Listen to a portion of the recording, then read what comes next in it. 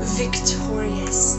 Sing not the chorus of time and space gone awry.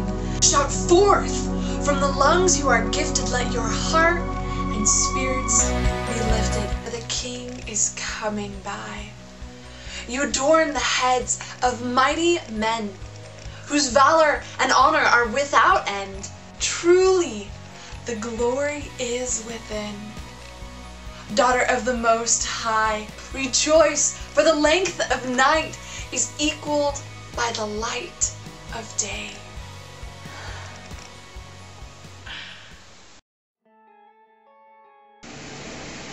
And we, with unveiled face, beholding the glory of the Lord, are being transformed into the same image from one degree of glory to another.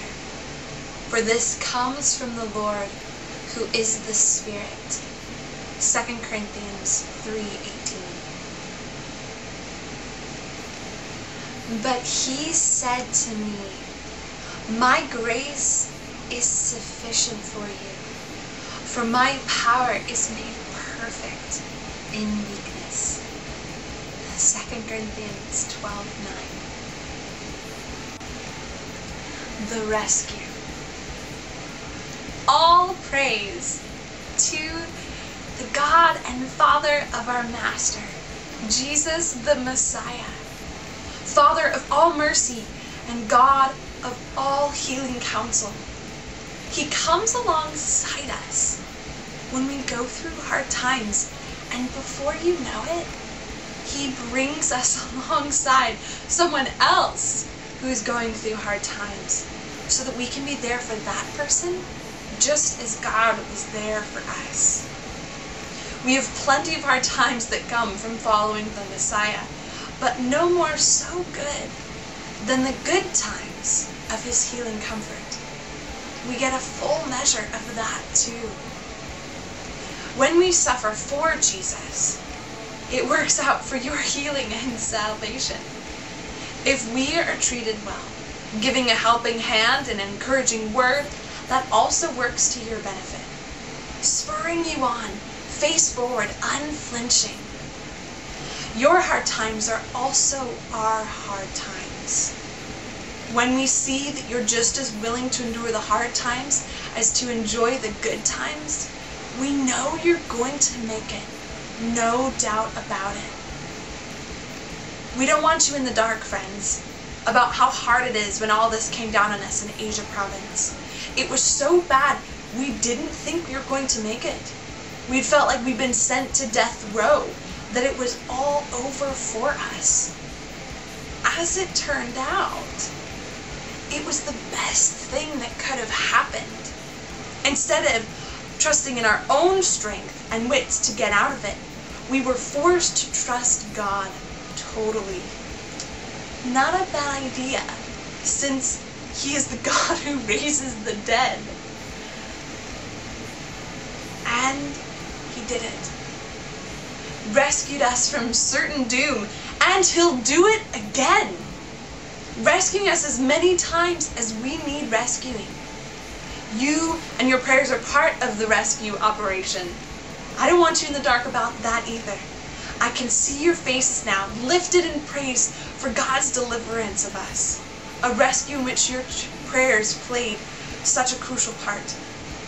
It was God who kept us focused on him, uncompromised. I love that because it's not me who keeps me focused on God, uncompromised, but it's God who keeps us focused on him, uncompromised. It's so awesome. Take heart. Get up. He is calling you. Mark 10:49. I get to love you through whatever comes.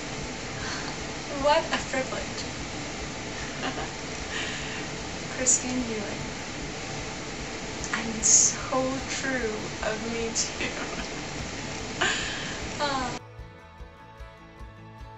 This is Story Time with Amy.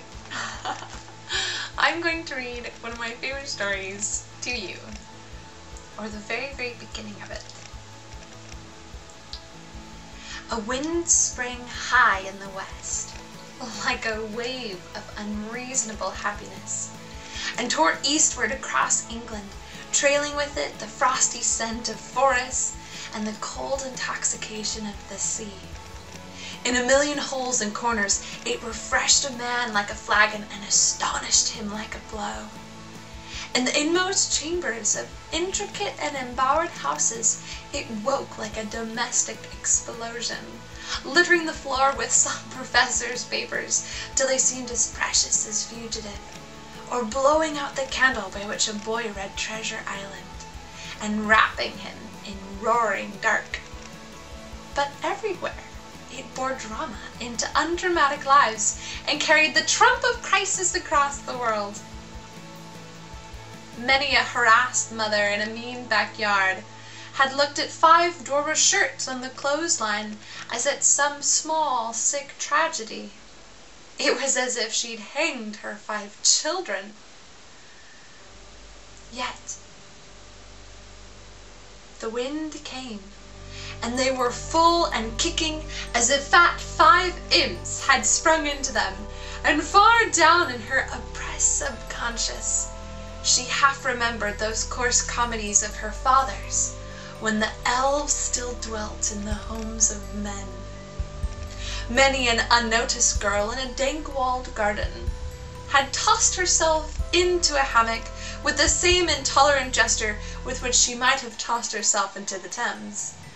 And that wind rent the waving wall of woods and lifted the hammock like a balloon and showed her shapes of quaint clouds far beyond and pictures of bright villages far below, as if she rode heaven in a ferry boat. Many a dusty clerk or cleric, plodding a telescope roared of poplars, thought for the 100th time that they were like the plumes of a hearse, when this invisible energy caught and swung and clashed them around his head like a wreath or salutation of seraphic wings. There was in it something more inspired and authoritative even in the old wind of the proverb, for this was the good wind that blows nobody harm, by G.K. Chesterton. Chapter 1, How the Great Wind Came to Beacon House. So, that's so good. I think that's my favorite introduction to a book ever. And I just shared it with you. It's from Man Alive.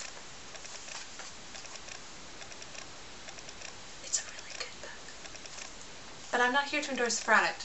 I'm just here to say that the wind resonates with my heart like nothing else.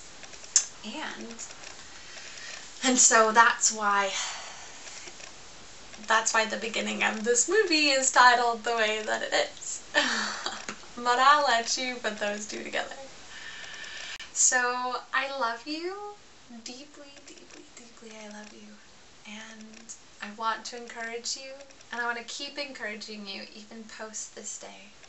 So much life and blessings to you, my dear, dear sweet friend and sister. And I think that's it for now.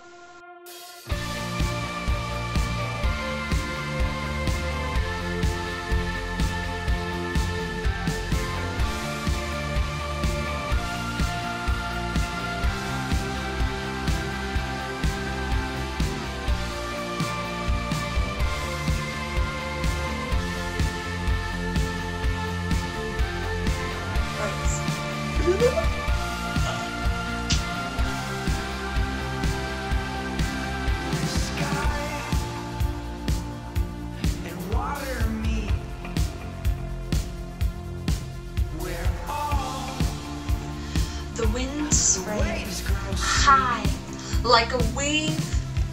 Let's try it again. Father of our Master Jesus, the Messiah. Let's do it again so we can ride. Okay. I like to live, you know this myself. When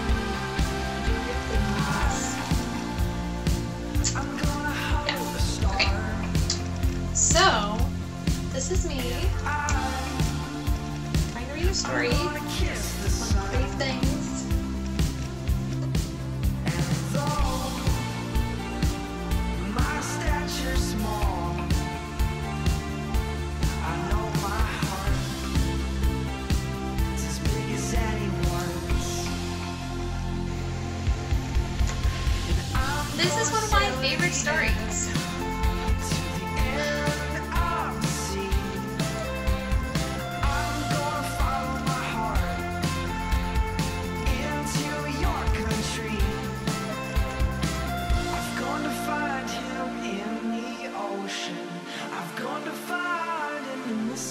So, story time, baby. So,